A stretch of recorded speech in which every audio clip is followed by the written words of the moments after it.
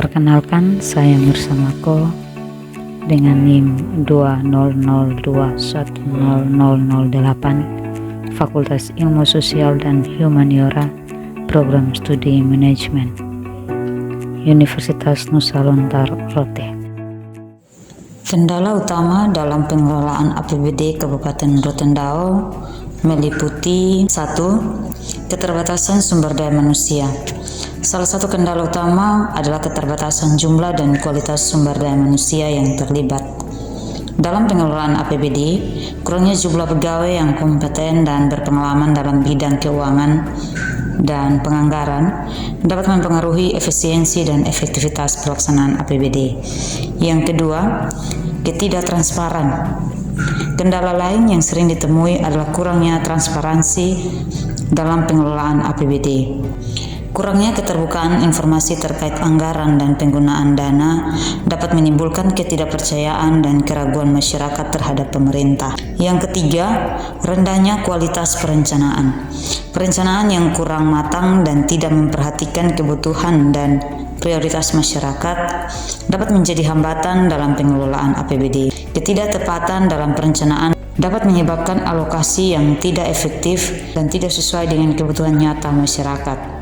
4. Pengawasan yang lemah. Pengawasan yang lemah juga menjadi kendala dalam pengelolaan APBD. Kurangnya transparansi dan akuntabilitas dalam penggunaan dana APBD serta kurangnya pengawasan yang ketat dari pihak terkait dapat menyebabkan terjadinya penyalahgunaan dana atau praktik korupsi. Yang kelima, pendapatan daerah yang terbatas.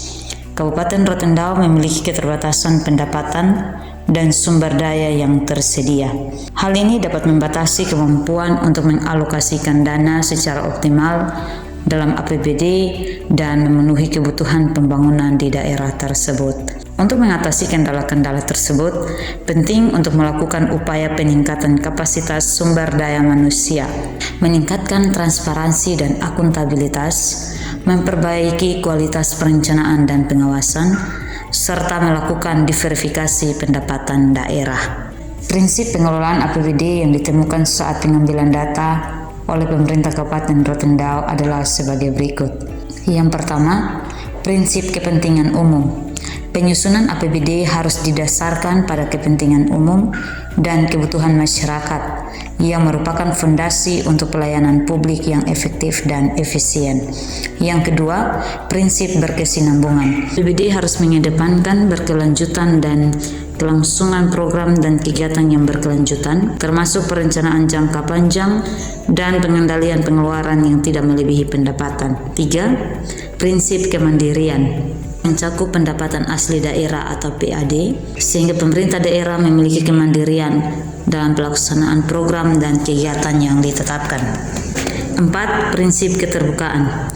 Pengelolaan APBD harus dilakukan secara transparan dan akuntabel dengan memberikan informasi yang mudah diakses oleh masyarakat umum sehingga dapat memantau penggunaan anggaran secara efektif. 5. Prinsip keadilan.